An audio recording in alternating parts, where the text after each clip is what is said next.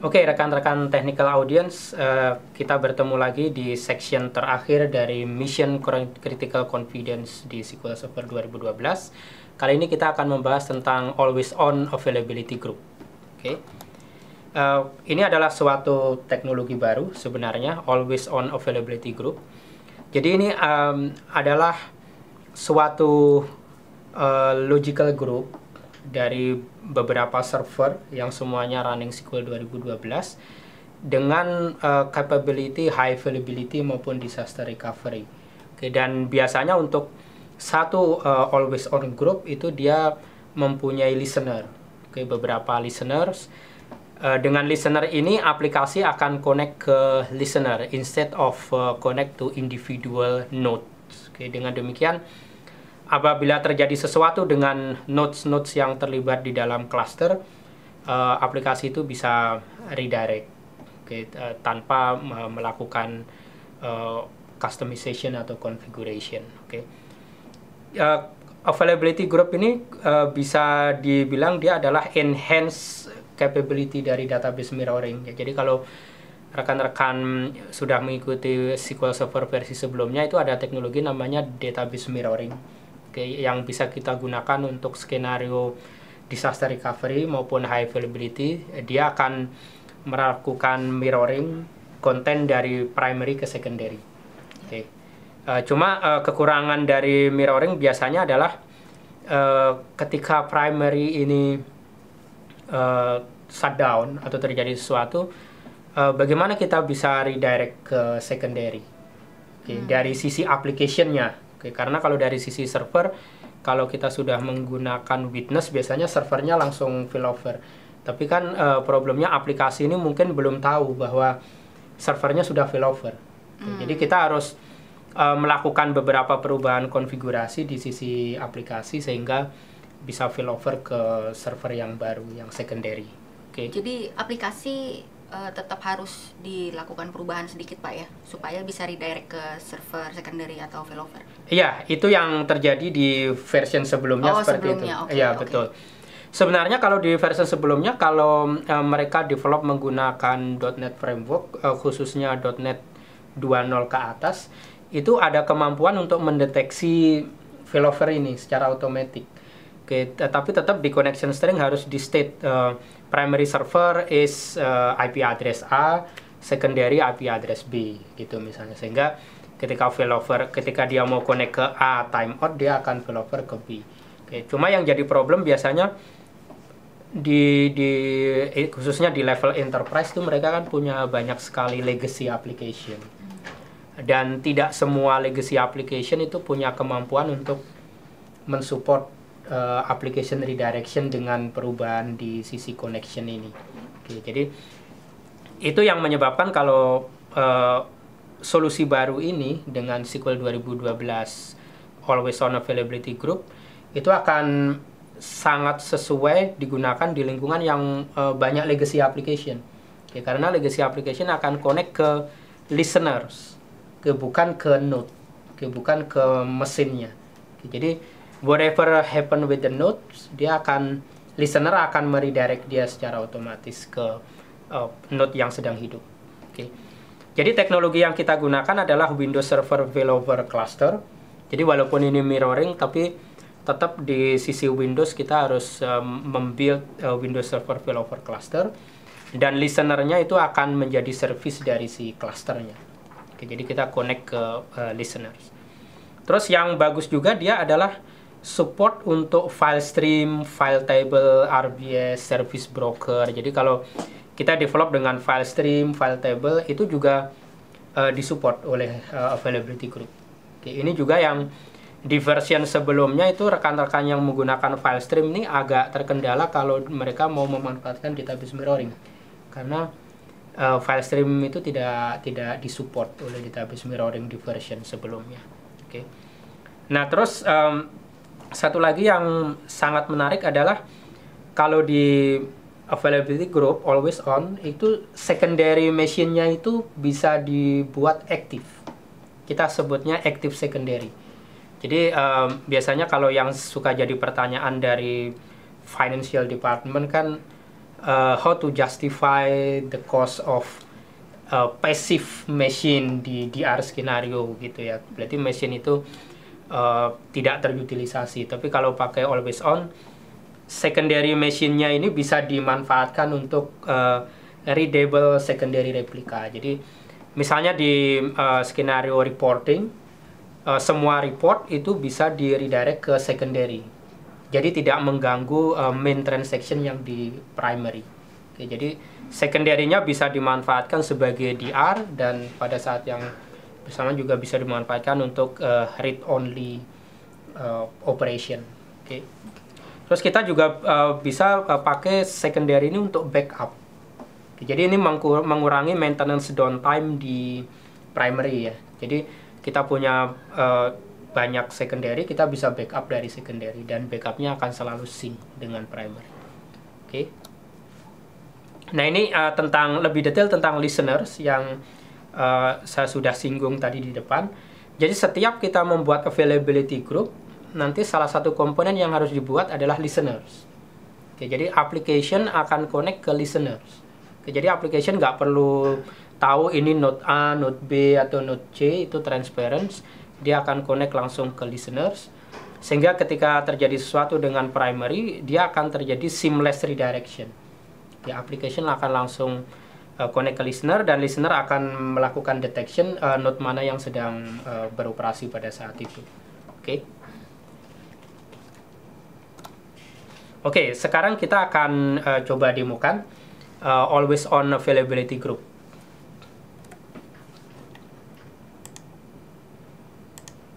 Oke, sebelum saya jelaskan tentang komponen SQL Server-nya, ini adalah komponen di sisi Windows-nya.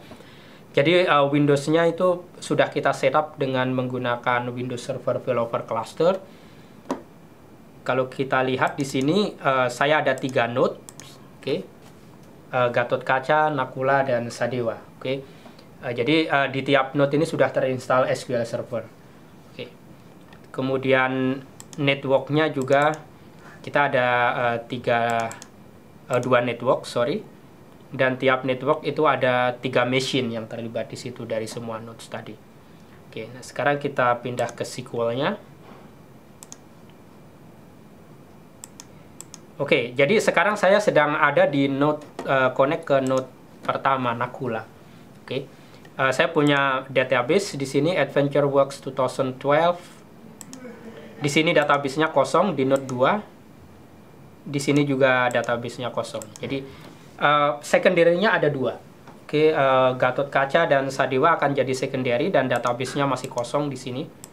Oke, dan primary-nya adalah Nakula. Oke, nah sekarang saya akan konfigurasikan always on availability group. Oke. Dari sini saya tinggal start wizard. Kita kasih nama. Namanya apa, misalnya Tambora underscore high availability group. Oke. Nah dia akan lihat database apa aja yang ada di node Nakula nih. Oke.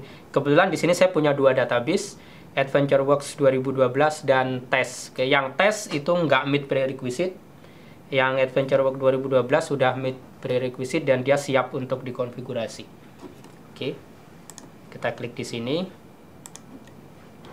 Nah, ini adalah primary Nakula. Saya sedang ada di node Nakula. Sekarang saya mau connect ke 2 node Gatot-Kaca dan Sadewa. Oke, saya replika. Kita sebutnya replika ya. Oke, jadi yang kita akan bikin 2 database lagi. Itu adalah replika. Saya akan connect ke Sadewa, mirror yang kedua, connect. Terus saya akan connect lagi ke Gatot-Kaca. Oke. Nah sekarang kelihatan di sini Nakula adalah primary, kemudian Sadewa dan Gatot-Kaca adalah secondary. Nah saya bisa spesifikasi misalnya, oke, saya mau kalau Nakula ini down, dia akan automatic failover ke Sadewa. Oke, caranya adalah saya klik aja di sini, automatic failover. Berarti dia akan jadi pasangan automatic failover. Oke, dan karena dia pasangan automatic failover, secara otomatis si wizard merekomendasikan kita untuk melakukan synchronous commit. Oke, artinya tidak akan ada data yang hilang. Jadi transaksi akan di-commit di Nakula hanya jika di Sadewa sudah di-commit juga. Oke. Nah, kemudian untuk Gatot-Kaca, saya tidak bisa spesifikasi sebagai failover, automatic failover node, karena kalau di availability group kita cuma bisa bikin satu pair, satu pasang yang automatic failover. Sisanya adalah manual failover. Oke, jadi ini akan manual failover. Kemudian ini bisa synchronous commit, bisa juga asynchronous commit. Oke, kalau sekarang saya biarkan dia sinkronus, tidak saya aktifkan, maksudnya dia asinkronus. Oke. Jadi ini biasanya digunakan untuk kalau low bandwidth skenario, karena jaraknya jauh, bandwidthnya sangat rendah, ya udah dia dibikin asinkronus. Oke.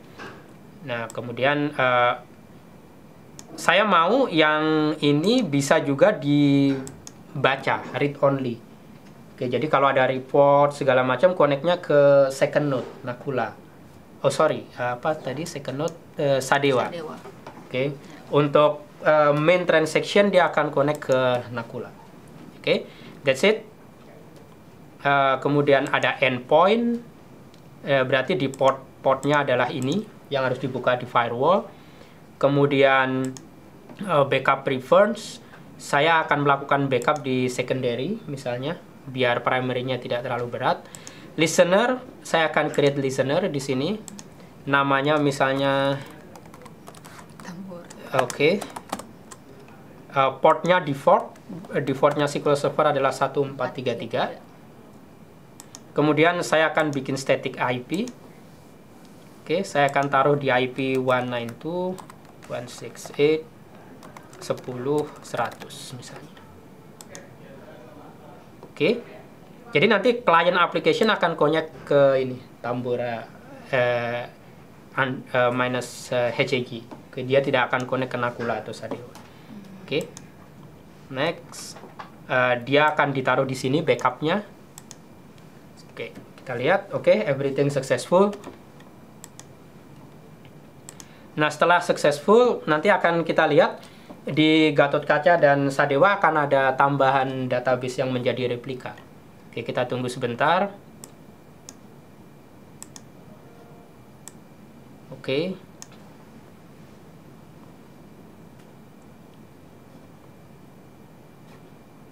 Nah, jadi ini adalah proses yang sedang berjalan.